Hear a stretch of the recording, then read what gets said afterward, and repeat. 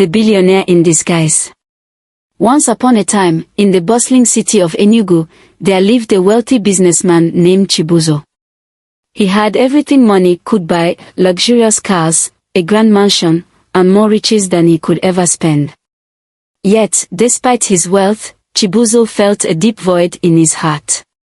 Over the years, he had been in many relationships, but all the women he met were only drawn to his riches. None loved him for who he truly was. The loneliness consumed him, and he longed for genuine love. One evening, after yet another failed relationship, he sat on his balcony, gazing at the city lights. A thought crossed his mind: what if he left everything behind and disguised himself as a poor, crippled beggar? Perhaps then he would find someone who loved him for his heart, not his wealth. The idea took root, and soon he was determined to put his plan into action. Chibuzo confided in his parents, Chief Okonkwo and Madam Ifeoma, about his plan. They were alarmed. "My son, this is too dangerous. You could be recognized, or worse, harmed," his mother pleaded. His father, a respected politician, was equally concerned. "This is reckless, Chibuzo. People will exploit you if they find out who you are." But Chibuzo was adamant. "I will travel far, to a village where no one knows me. This is the only way I can find true love." Seeing his determination, his parents relented, though with heavy hearts. The next morning, Chibuzo dressed in tattered clothes and wheeled himself into a bus headed for Okpo, a remote village far from the city. Upon arriving in Okpo, Chibuzo found a quiet street corner and settled there. With his wheelchair positioned, he stretched out his hand and whispered, "Please help me." For days, villagers walked past him, barely sparing him a glance. Some scoffed, while others simply ignored him. Never in his life had Chibuzo felt so invisible. He began to wonder if he had made a mistake. But everything changed one fateful afternoon. A young woman named Adana walked by and noticed the helpless man in the wheelchair. She was in her early 20s, kind-hearted, and always willing to help. Her family was poor, and her father, Nana, worked tirelessly on their small farm to make ends meet. Adana approached the man and bent down, her eyes filled with concern. "Are you okay?" she asked. Chibuzo was taken aback. It had been days since anyone had spoken to him. "I'm just trying to get by," he replied weakly. Adana reached into her small purse and handed him a few naira notes. "I don't have much, but please take this." Chibuzo felt a lump in his throat. This was the first act of kindness he had received.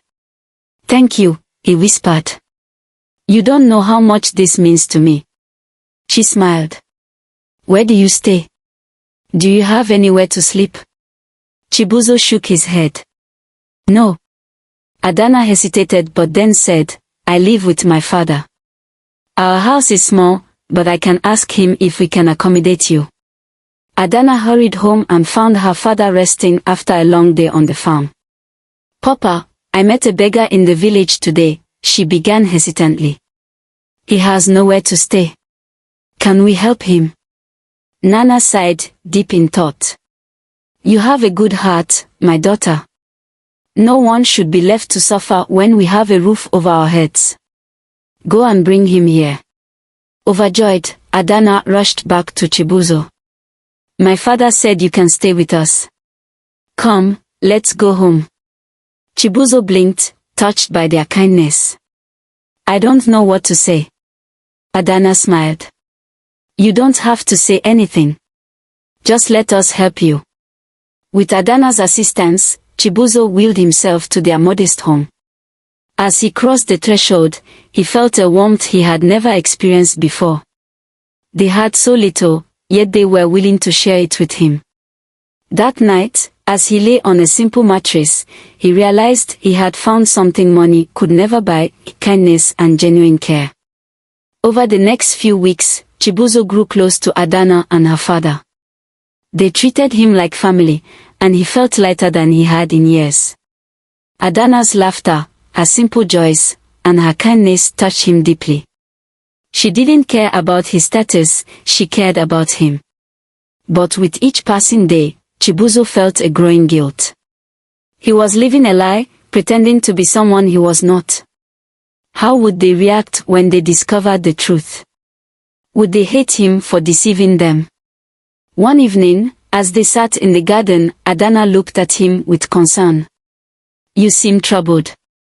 Is there something on your mind?" Chibuzo forced a smile. "I'm just grateful to be here." Adana nodded, but deep down, she knew there was something he wasn't telling her. Back in the city, Chibuzo's parents were growing increasingly worried. It had been weeks since they last heard from him, and his mother spent sleepless nights praying for his safety. Meanwhile, in the village, Adana's best friend, Nkechi, had been watching closely. She had long admired Chibuzo from afar but saw how close he was getting to Adana. She grew jealous and suspicious. "Are you sure he's just a beggar?" Nkechi whispered one afternoon. "Something about him doesn't sit right with me." Adana brushed it off.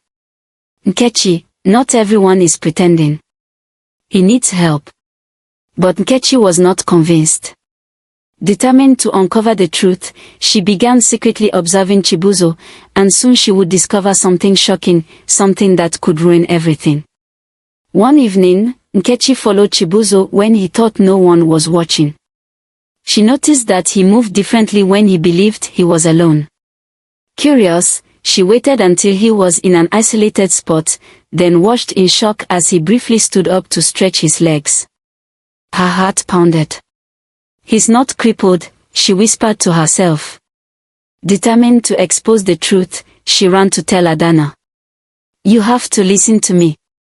I saw him stand up. He's lying to you." Adana's heart clenched. Could it be true?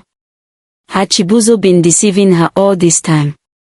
Without a word, she turned and marched to where Chibuzo was, demanding answers.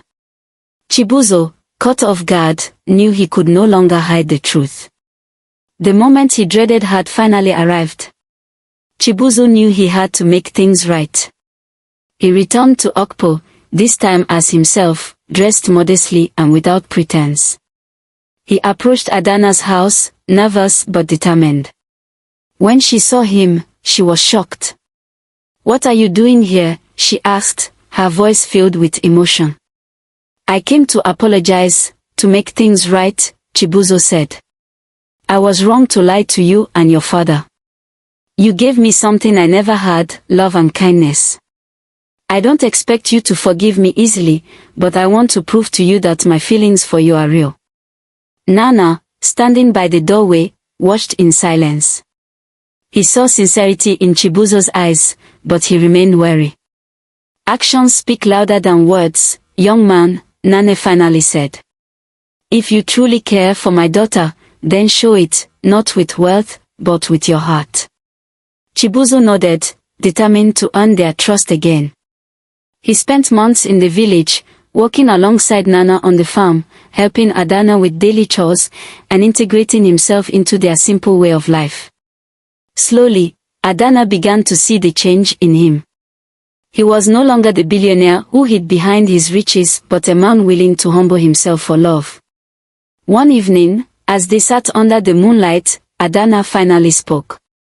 "I was angry, but I also missed you," she admitted softly. "You broke my trust, but you also showed me that you are willing to change." Chibuzo took her hands gently.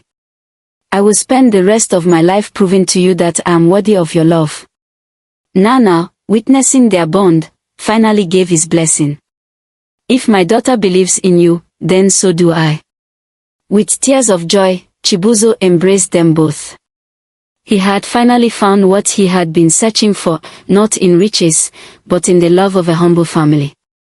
Months later, Chibuzo and Adana were married in a beautiful yet simple ceremony in the village. Unlike the extravagant parties he once knew, this wedding was filled with laughter, sincerity, and the presence of those who truly mattered. Chibuzo decided to split his time between the city and Okpo, ensuring that Nana was well taken care of and that Adana was always close to her roots. Through trials and mistakes, Chibuzo finally learned the true meaning of love. And in the heart of a humble village, he found the happiness that had eluded him for so long. Hope you enjoyed the tale. If so, please like the video, comment, share it with your family and friends, and don't forget to subscribe to the channel and turn on the notification bell for more enchanting tales like this one. Goodbye.